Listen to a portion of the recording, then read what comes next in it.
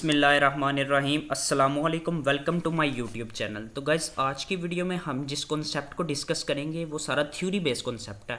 हम कोई भी अपने वीएस कोड में जाकर कोई प्रैक्टिकल नहीं करेंगे। जो मैं आपको कॉन्सेप्ट अपना जो भी पढ़ाऊंगा वो सारा हम अपने एमएस वर्ड पर रहते हुए सारे कॉन्सेप्ट को डिस्कस करेंगे। और मैं बात आपको ये बता दूँ कि ये कॉन्सेप्ट बहुत ज़्यादा इंपॉर्टेंट है, तो आपने इसको ध्यान से इस आज के लेक्चर को, आज के ट्यूटोरियल को बहुत आपने कंसंट्रेशन के साथ सुनना है, ठीक है।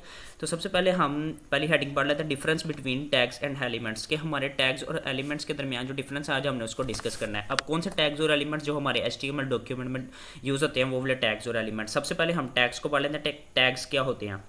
On cloth usually on cloth tags usually indicate the brand, size of the garments, fabrics used and the washing instruction। कि आप जो कपड़े पहनते हैं उनके ऊपर जो टैग्स लगे होते हैं वो आम तौर पर किसी भी ब्रांड को इंडिकेट करते हैं, या गारमेंट का साइज़ जो होता है उसको इंडिकेट करते हैं, या फैब्रिक की क्वालिटी कौन सी यूज़ हुई है उसको इंडिकेट करते हैं, या वॉशिंग इंस्ट्रक्शन जो लिखी होती हैं वो इंडिकेट करते हैं। जो आप कपड़े पहनते हैं उनके ऊपर आप देखते होंगे कि मुख्तलिफ लोगो या टैग लगे होते हैं, उनका ये काम होता है। इसी तरह हमारे वेब पेज में भी कुछ टैग यूज़ होते हैं, हमारे HTML में भी कुछ टैग यूज़ होते हैं। अब सेकंड पॉइंट की तरफ मूव करते हैं। In web pages tags indicate what should be displayed on the screen when the page load. कि हमारे वेब पेजेस में टैग, हमारे HTML में टैग्स ये इंडिकेट करते हैं कि स्क्रीन पे किस जगह कौन सी चीज़ ने डिस्प्ले होना है। जब पेज लोड हो तो हमारी स्क्रीन पे क्या क्या डिस्प्ले हो, ये हमारे टैग्स बताते हैं। HTML में हमारे ये टैग्स बताते हैं। हमारी मशीन है, अभी कंप्यूटर एक मशीन है, उसको हम ब्राउज़र एक मशीन है, सॉफ्टवेयर है, उसको अब हमने इंस्ट्रक्शन देनी है ना कि आगे उसने कैसे हमारी चीज़ को कैसे आगे उसने कैसे हमारे यूज़र तक डिलीवर करना है, ठीक है ना। अब टैग्स यूज़ करेंगे, वो जिस जोन से जहाँ हम जोन सा टैग लगाएंगे उसी तरह वो उसको डिस्प्ले कर देगा। अब ये हेडिंग यहाँ पे जनरेट किया, इसी तरह अगर हमने हेडिंग अपने वेब पेज पे जनरेट करनी होती है, हेडिंग का टैग यूज़ करते हैं। अब इसी तरह ये जो मैंने सारा पैराग्राफ लिखा है इसको यहाँ हमने अपने वेब पेज पे लिखना हो तो हम इसको किस तरह लिखते हैं? इसको हम सिंपली अपने पैराग्राफ के टैग के जरिए लिखते हैं। अब हम ये नहीं हो सकता कि मैं पैराग्राफ के लिए पैराग्राफ जहाँ मैंने लिखना मैं हेडिंग का टैग यूज़ कर दूँ, जहाँ मैंने हेडिंग लिखनी है वहाँ मैं पैराग्राफ का टैग यूज़ कर दूँ, ये तो सारा काम गलत हो जाएगा। इसलिए हमें हमारे ब्राउज़र को ये बताना पड़ता है कि उसने स्क्रीन पे जब पेज लोड हो तो क्या क्या डिस्प्ले करना है, वो हम अपने टैग्स के जरिए बताते हैं। अब तीसरे पॉइंट की तरफ मूव करते हैं। Tags are the basic formatting tool used in HTML। कि हमारी HTML हाइपरटेक्स्ट मार्कअप लैंग्वेज जो हम जिसका ट्यूटोरियल डिस्कस कर रहे हैं उसमें टैग ही बेसिक फॉर्मेटिंग टूल होते हैं, ठीक है।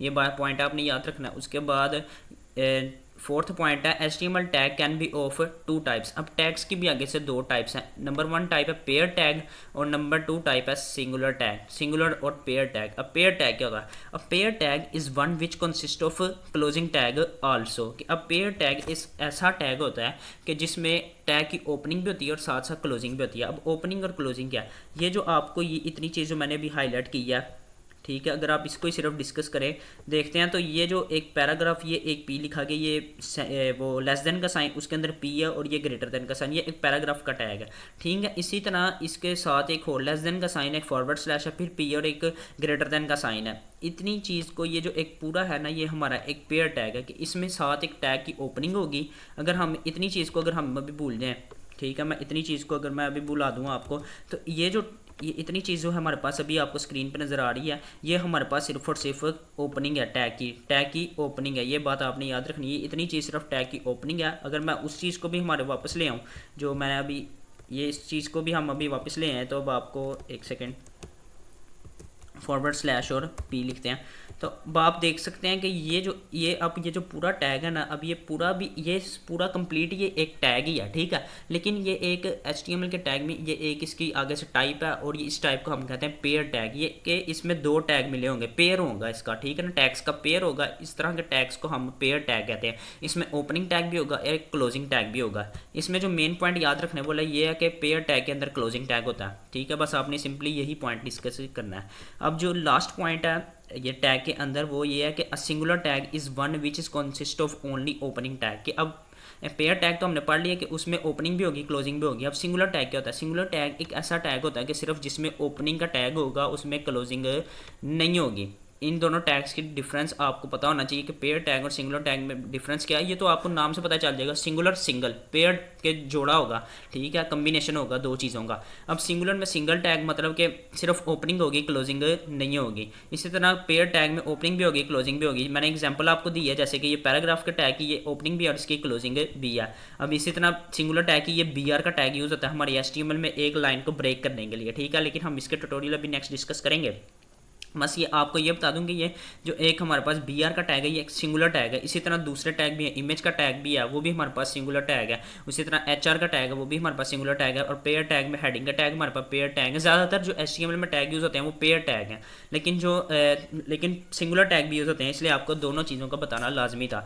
हमारा VS कोड, जो हमारा विजुअल स्टूडियो कोड एडिटर जो हम यूज़ कर रहे हैं, हमें ये बहुत ज़्यादा फैसिलिटी देता है कि हमें ये याद रखने की ज़रूरत नहीं है। अब आप ये रट्टा मारने के लिए नहीं बैठ जाइएगा कि पेयर टैग के होते हैं, सिंगुलर टैग के होते हैं। हम VS कोड में अगर हम किसी टैग की ओपनिंग करेंगे, अगर वो पेयर टैग हुआ तो खुद ही वो क्लोजिंग कर देगा। अगर उसकी पेयर टैग ना हुआ, सिंगुलर टैग हुआ, तो वो खुद ही इसकी हमें ओपनिंग नहीं करेगा। ये भी बात हम जब इसका प्रैक्टिकल, जब ये पैराग्राफ का टैग डिस्कस करेंगे तब मैं आपको वहाँ भी बता दूंगा, जब हम BR का टैग डिस्कस करेंगे तब मैं आपको वहाँ पे बता दूंगा। अब जो हमारा दूसरा मेन हेडिंग है वो है एलिमेंट्स के। HTML में जो यूज़ होने वाली एलिमेंट्स हैं वो क्या होते हैं। An HTML element is defined by an start tag। तो सिंपली एलिमेंट्स को डिस्कस कर लेते हैं कि HTML में जो यूज़ होने वाले एलिमेंट्स हैं उनका काम होता है, ठीक है। नंबर 1 पॉइंट है एलिमेंट्स के बारे में। An HTML element is defined by a start tag, some content and an end tag। कि HTML में जो एलिमेंट होगा वो एक डिफाइन किया जाएगा स्टार्ट टैग से, सम कंटेंट से और एंड टैग से। स्टार्ट टैग को आप ओपनिंग टैग भी कह सकते हैं और एंड टैग को आप क्लोजिंग टैग भी कह सकते हैं। मैं भी आपको ऊपर बता के आया हूँ।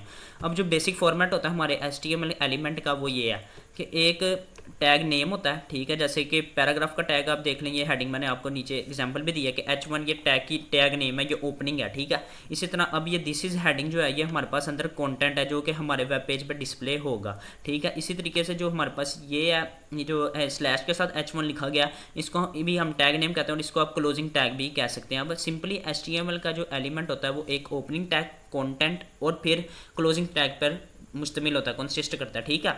अब एक एलिमेंट और टैग के दरमियान बड़ा डिफरेंस यही है कि एलिमेंट टैग जो होता है वो सिंपली ये जो, अब आपको इसी एग्जांपल से अगर मैं बता दूं तो ये जो मैं हाईलाइट करूंगा अब इतने चीज़, ये आपका ये जो सिंपली ये है ना, ये इतनी चीज़ जो हेडिंग है, ये आपकी ये जो H1 लिखा गया दो एंगल ब्रैकेट्स के दरमियान, ये एक टैग है, इसको हम ओपनिंग टैग भी कहते हैं। और इसी तरह से ये भी हमारा एक टैग है, ये भी, और इसको हम क्लोजिंग टैग कहते हैं। और ये आपको पता चल जाना चाहिए कि अब ये कौन से टाइप के टैग हैं कि इसमें ओपनिंग भी है और क्लोजिंग भी है, कि इसमें ओपनिंग भी है और क्लोजिंग भी है। तो अब आपको खुद ब खुद पता चल जाना चाहिए कि ये एक पेयर टैग है, ठीक है। अब उसके अंदर जो हमने कंटेंट दिया है ये हमारे वेब पेज पर डिस्प्ले होता है। और पूरा HTML का जो एलिमेंट होता है, ये पूरा ये जो मैं सारा हाईलाइट कर रहा हूँ ये सारा एक HTML का एलिमेंट है। और बेसिक इसकी डेफिनेशन यही कि an HTML element is defined is consist of a start tag, some content and an end tag. और आप इसका बेसिक फॉर्मेट लिख सकते हैं, ठीक है। बेसिक फॉर्मेट आपको पता होना चाहिए और एक एग्जांपल आपको पता होनी चाहिए, ठीक है। अगर आपको इतनी चीज़ पता चल जाएगी तो आपको आगे बहुत अच्छे तरीके से समझ आएगी। अगर आपको अभी तक यहाँ तक वीडियो पसंद आई है तो प्लीज़ इसको लाइक कर दें, और अगर आप कुछ पूछना चाहते हैं तो कमेंट कर दें और चैनल को प्लीज़ इसको सब्सक्राइब भी कर दें, ठीक है। हम नेक्स्ट पॉइंट जो हमारा है उसको भी डिस्कस कर लेते हैं। HTML element can be nested.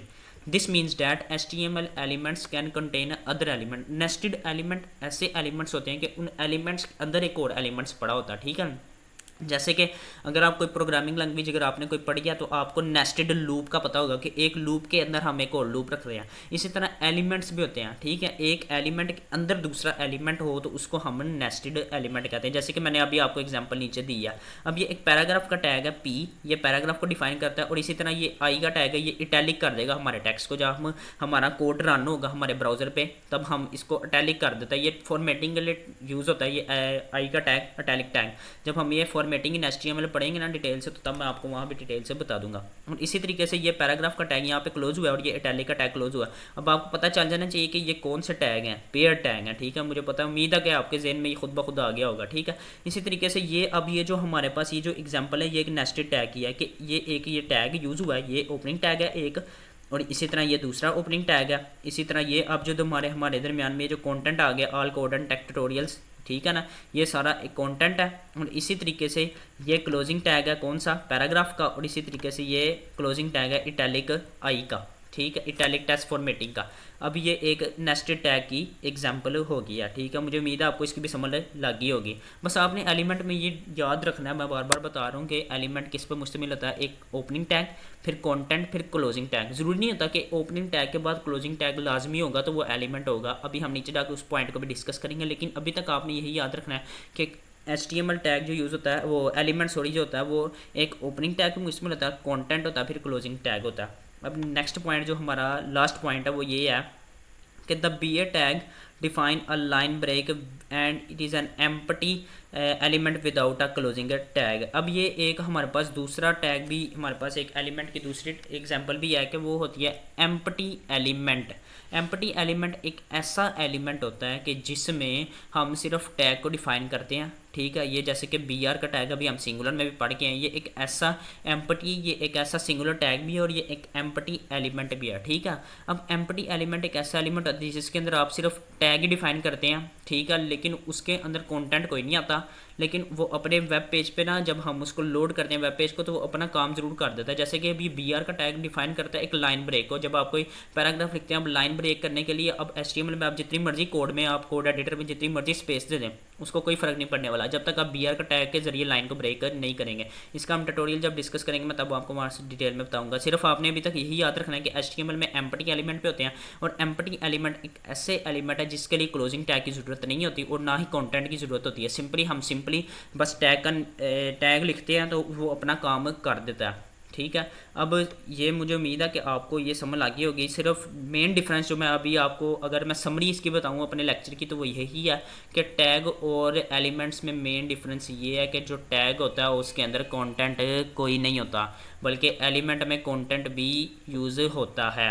लेकिन BR का टैग एक ऐसा टैग है, अगर आप इसको सिंगुलर टैग में पढ़ेंगे ना, अगर आप इसको BR को सिंगुलर टैग्स में पढ़ेंगे तो तब यहाँ पे आपने समझना है कि इसके अंदर कोई कंटेंट नहीं होता। लेकिन जब हम इसको एलिमेंट्स में पढ़ते हैं तो तब ये कंटेंट इसके अंदर होता तो कोई नहीं है, लेकिन इसका काम ज़रूर होता है। इसका काम ये होता है कि लाइन को ब्रेक करना, और कंटेंट और काम में डिफरेंस कोई नहीं होता, क्योंकि हमारे जो एक टैग का काम होता है कि हमारे वेब पेज पे कुछ डिस्प्ले करना, लेकिन BR का टैग कंटेंट के बगैर लाइन को ब्रेक कर देता, एक ब्लैंक लाइन डिस्प्ले कर देता। अब ये समझ लें, ठीक है ना।